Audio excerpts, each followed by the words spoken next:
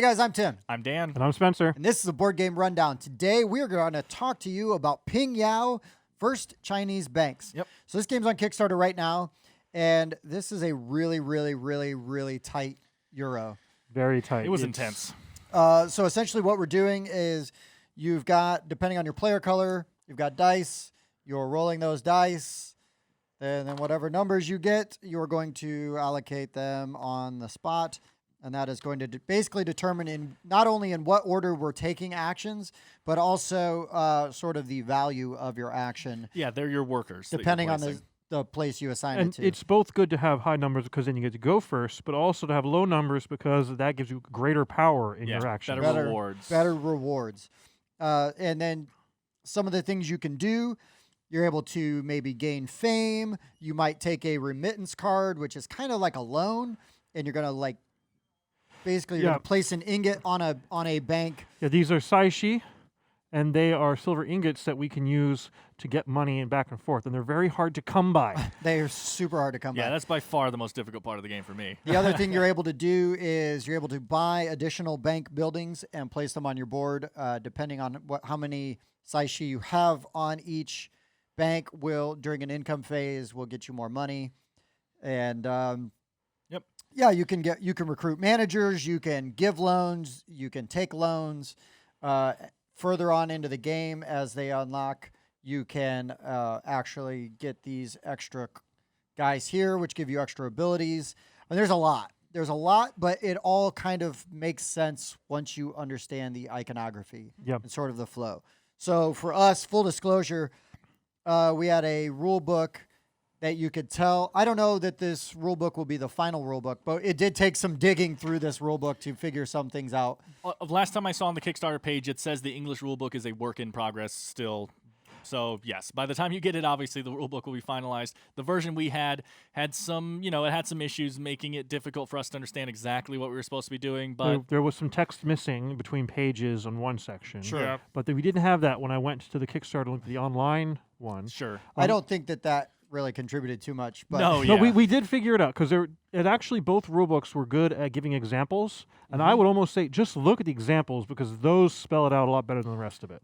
Yeah, and the thing that I'll say is we were hitting a bit of a brick wall with the rulebook at the beginning, but while we were doing that, every time we figured something out, whether the rulebook or just on our own, this game's insanely intuitive. The second someone would say, no, this does this, and she's like, of course it does. That just makes thematic sense on what's happening. So and I don't know anything about banking or anything like that, the business side of it like this.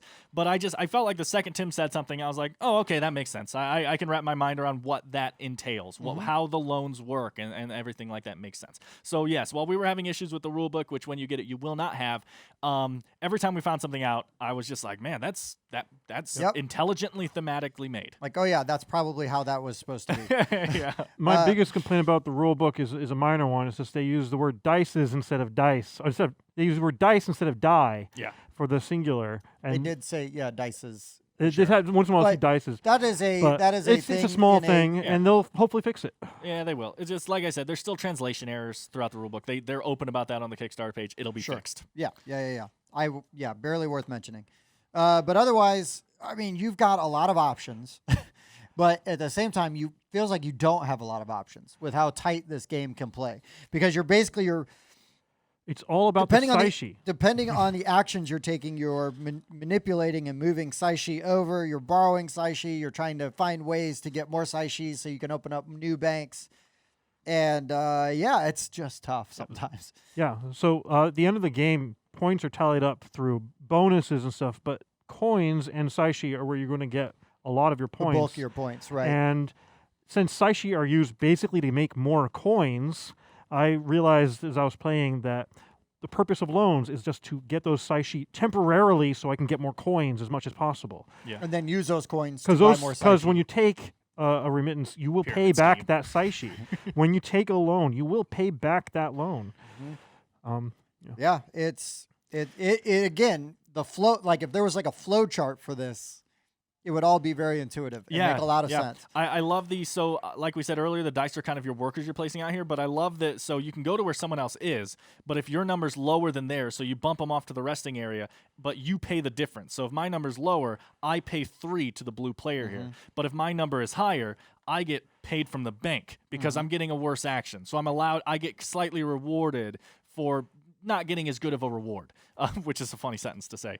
But yeah, so I liked that system a lot, and people can keep doing that, right? You can keep bumping other people and taking these actions. It's just that you're having to pay other people if you want the nice actions. And you can pay to re-roll your die. Yeah. So this die is already going to fire off at a 6, no matter what. It's happening at a 6. But then I can pay 2 to re-roll it. Now I've got a 3 that I can place anywhere on here. And because it was a 6 originally, I basically get to place that before anybody else gets to do anything, which is pretty advantageous. And it costs more to do that, which makes sense. Right. And then if you're down here and you do that, it's cheaper, but that's how you're going to potentially have a higher number to get paid. But money. also, another way to limit the game is if any of the dice that are sitting here have a certain number on them, you can't put another number on here. So we can't put that 6 there. We would have to put that 6 somewhere else. Right. But if, let's just say, But if I you roll rolled a a 5, 5, then I'm going to get the difference between that 5 and the 2 paid to me from the bank. Yep. Which is awesome. And if the one you're kicking is one of these little D4s, these are your grand managers. You get a bonus either up or down depending on which way is more beneficial to you. Yep, both tracks get you victory points at the end of the game as you get further in them. This track helps you with the remittance cards, and this track kind of just has a big, nice mixture of things helping you with loans and stuff agents, like that. And agents. And so you play over, 8 months, I believe is what the game calls it. And then the player with the most victory points wins the game. Right. And then this game, I can't wait to actually see the finished, the U.S. version. This is clearly been out. This has been out in China since at least 2018, I believe. I think that's right. But yeah, so to see this come over, they've got 3 options on the Kickstarter. It looks like the retail version, the retail with the expansion, the Golden Pawners, and then there is a deluxe edition which comes with a lacquered box, extra metal coins. Very nice. And, the metal embroidered the metal coins, and the wooden. But all the components are really solid. Nice. I mean, the dice are dice. You don't need anything crazy for the dice. They just note player color. Yep. I actually kind of appreciated how interesting it was when you do a remittance. And you're going to place, you've got pairs of cubes, right? So you place the one color and the one color, and then that way linking it to the bank. Now you know which one you've got to pay it back from. I don't know why. Because each bank can only have one remittance linked to it. So, but for whatever reason, I was just really impressed with kind of that's really ingenuitive, a good way to keep track of where your stuff's going and coming from. But yeah, this is really solid, but I will say this is on the heavier side. Yeah, so I would agree. Not for the casual gamer. This is for a heavy gamer, but really crunchy. I think after 4 rounds, and not you will really pick it up. And not intimidating. I would say after just a couple of rounds, once we were able to kind of explore the spaces a few times and kind of work through some of the kinks that they might provide, then you're like, oh, okay, now I get it. Yeah, and, no.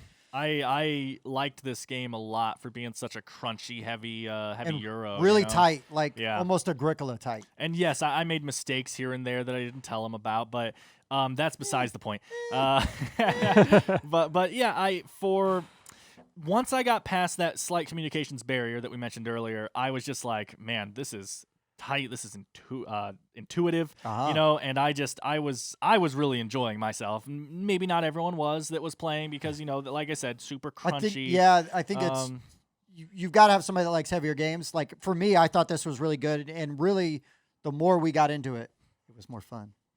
Yeah. I agree. But yeah, I guess I don't have a lot else to say about it. Yeah, I know. There will be a link in the description so that you can go check this out on yourself, read through it and everything. You can download the PDF version of the Work in Progress English rulebook there to see what you're getting yourself into, and obviously get more information there. Sounds great. So be sure to check this out on Kickstarter. What else you got, Spencer? We're going to give this a number? No, this is a preview, just not a a preview. review. All right. Yeah. No, I really liked that. It is an intense, tight game because there were several points where I thought I had my move planned out, and you can do a really good job of planning out your move in this. And then you're like, oh, I can do this but I have to give up everything to do it. Sure, it feels like a game where, like, a lot of games are like you got to think like 3 turns ahead. This is a game where it felt like you got to think like 3 months ahead. Yes. But I don't know. I felt like it was worth it. Yeah. And the government tiles here, which you open up later in the game, give you special powers, and they're not all special powers for later on. Some of these tiles give you powers for your first month things, the little ones. Yeah, your smaller banks. And you can really use even the small agencies to great effect. Yeah, I felt like there's a really good balance, but everything was kind of useful that I saw. Yeah. So it's not like, oh, don't bother with that. Oh yeah. And that just shows you, like, in my opinion, that is a sign of a well-designed game, well thought out. But again, heavy, crunchy, not for everybody. Yeah. But if you are a heavier gamer, this could be right up your Slight alley. misconception too. We keep saying crunchy. That does not mean mathy. This game's No. not like mathy crunchy, which is what people tend to assume a lot when you say games like really crunchy. It's just the decisions you're making and the thinking ahead you're doing and everything. Like it's an intense little system. But yeah, not really any like math or anything that you're keeping track of here. Just If you can count, you can play this game. Right. Yep. Right. Fair enough. Well, that's been our Kickstarter preview. Please, as Dan said, go check it out. Yep, We link in the have links description. to it. And for the board game rundown, I've been Tim. I've been Dan. And I've been Spencer. We'll see you next time. Thanks for checking out the Board Game Rundown. If you like what you saw, like, comment, and subscribe to our channel. Share our videos on social media and spread the word. We publish new content weekly, including reviews, unboxing, and Let's Plays. And as always, thanks for watching.